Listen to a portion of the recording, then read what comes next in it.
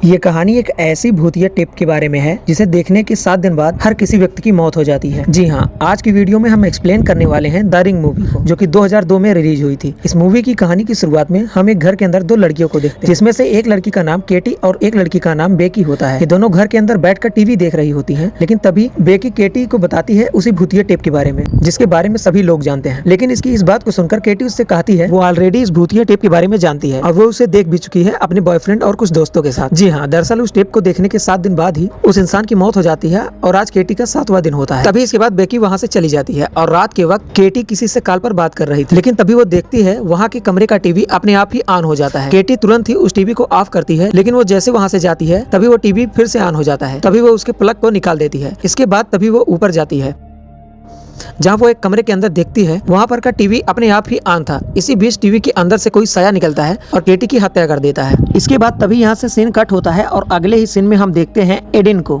जो कि अपने स्कूल के अंदर था और वहाँ पर वो अजीबो गरीब प्रकार की पेंटिंग बना रहा था। इसके बाद तभी एडेन की मॉम रिचल उसको लेने आती है, लेकिन टीचर उससे शिकायत करती है और उसे बताती है कि कैसे उसका बेटा अजीब प्रकार की पेंटिंग बनाता है। रिचल उससे कहती है कि आखिर ऐसा इसलिए हो रहा है क्योंकि 3 दिन पहले एडेन की कजन की मौत हो चुकी है और वो इसीलिए सदमे में है। लेकिन टीचर उससे कहती है कि वो ऐसा 3 दिन से नहीं बल्कि 1-2 हफ्ते से कर रहा है, जिसे सुनकर रिचल काफी ज्यादा शॉक्ड हो जाती है। इसके बाद तभी वो लोग कैटी की फ्यूनरल में उसके घर पर पहुंचते हैं, जहां रिचल कैटी की माँ से मिलती है और वो उससे पूछती है कि आखिर उसकी मौत कैसे हो गई। कैटी की माँ उससे बताती है कि डॉक्टरों का ये मानना है कि वह हार्ट अटैक से मरी है, लेकिन ऐसा होना असंभव है। और इसी के साथ साथ उसको ये भी पता चलता है कि केटी के साथ उसका बॉयफ्रेंड और वो सारे दोस्त मारे गए थे। जिस किसी ने उस भूतिया टेप को देखा था वो सभी, और उसी रात से केटी के दोस्त बिका पागल हो चुकी है और उसे एक जगह के बारे में पता चलता है जहाँ पर केटी और उसके दोस्तों ने मिलकर वही भूतिया टेप देखा था, जिस जगह का नाम था शेल्टर माउंटेन। तभी इन सब का पता लगाने के लिए रिचल वहाँ पर जाने के लिए तैयार हो जाती है और जब वो उस जगह पर पहुँचती है वहाँ पर जाकर उसे वो भूतिया वीडियो टेप मिल जाता है। वो फौरन ही उस वीडियो टेप को प्ले करती है, जिसके अंदर कुछ अजीबोगरीब प्रकार की वीडियो क्लिप थी। और जब वो उस वीडियो टेप को पूरा देख लेती है उसके बाद उसके पास एक कॉल आता है। वो जैसे कॉल को उठाती है तभी फोन से एक आवाज आती है, वो बोलता है 7 दिन। इसके बाद रिचल जरूरत से ज्यादा डर जाती है। उसके बाद तभी वो अपने बॉयफ्रेंड के पास जाती है, जिसका नाम होता है नोवा। वहाँ जाकर वो उससे इन सब घटना के बारे में बताती है, कैसे उसके पास एक भूतिया कॉल आया था। नोवा उसकी बातों पर यकीन नहीं करता। और यहाँ पर एक बात और नोटिस करने वाली है, उस वीडियो टेप को देखने के बाद रिचल की तस्वीर ब्लर आ जाती है। इसके बाद तभी रिचल नोवा को भी उस वीडियो टेप को दिखाती है और जैसे ही वीडियो टेप खत्म होता है तभी वहाँ पर फिर से कॉल आता है, लेकिन इस बार वो कॉल को रिसीव नहीं करते। इसके बाद तभी दूसरे दिन रिचल और नोवा दोनों मिलकर उस वीडियो टेप की जांच करते हैं, जहां उनको ये पता चलता है कि इस वीडियो टेप को किसी भी कैमरे से शूट नहीं किया गया। और अगले दिन वो एक मेंटल हॉस्पिटल जाती है बीका के पास। वो वहां पहुंचकर ये बात जानना चाहती थी कि आखिर इसके पीछे का रहस्य क्या है। वो बीका से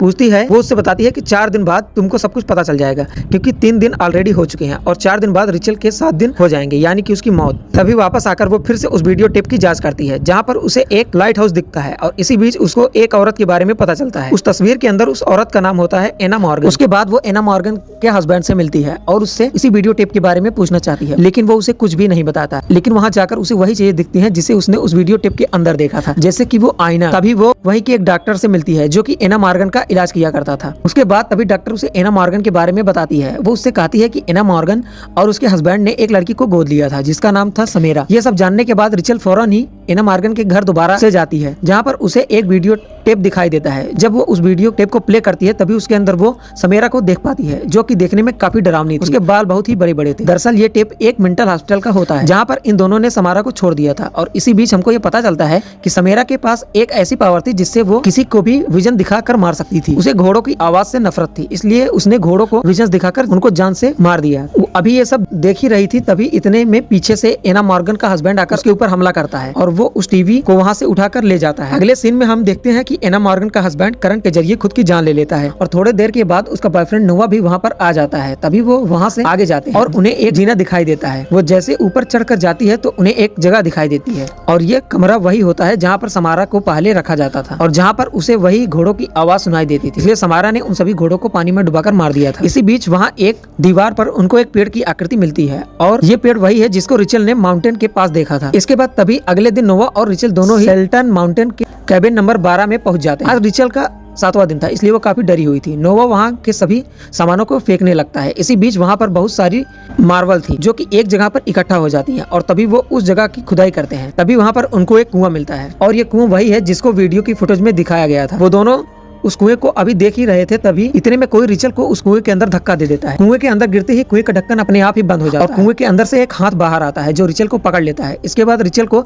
समारा के विजन्स आते हैं, जहाँ उसे पता चलता है कि समारा को उसकी खुद की मॉम एना मॉर्गन ने इसी कुएं के अंदर धक्का देकर मार दिया था। और जब वो इस विजन से बाहर आती है तब उसको समारा की डेड बॉडी मिलती है, लेकिन वो पूरी तरीके से कंकाल में बदल चुकी थी। थोड़ी देर के बाद रिचल को कुएं के बाहर निकाला जाता है और आज 7वां दिन होने के बावजूद रिचल की मौत नहीं होती। इसके बाद तभी वो लोग मिलकर समारा के डेड बॉडी को एक जमीन के अंदर दफन करके उसका अंतिम संस्कार कर देते हैं, जिससे कि ये भूतिया टेप वाला शराब पूरी तरीके से खत्म हो जाए। और रिचल को ऐसा ही लगता है कि शायद अब शराब पूरी तरीके से खत्म हो चुकी है। वो यही बात अपने बेटे एडन को बताती है, लेकिन उसका बेटा एडन बोलता है ऐसा कुछ भी नहीं है, समारा अभी भी नहीं रुकेगी। और तभी उसकी नाक से खून निकलता है और उसके हाथों पर समारा के हाथों के निशान, जिससे कि रिचल को पता चल चुका था कि शराब अभी भी खत्म नहीं हुआ है। और इसी के साथ दूसरी तरफ उसको अपने बॉयफ्रेंड नोवा की फिक्र होती है, क्योंकि आज उसका 7वां दिन। दूसरी तरफ हम नोवा को देखते हैं जो कि अपनी कॉफी का मग उठाता है और पीता है, लेकिन तभी वहाँ पर एक रिंग बन जाती है और अगले ही पल उसकी टीवी अपने आप ही चालू होती है। और तभी टीवी के अंदर से एक साया बाहर निकलता है जो कि समारा का था और वो उसे जान से खत्म कर देती है। रिचल फौरन ही नोवा के घर पर पहुंचती है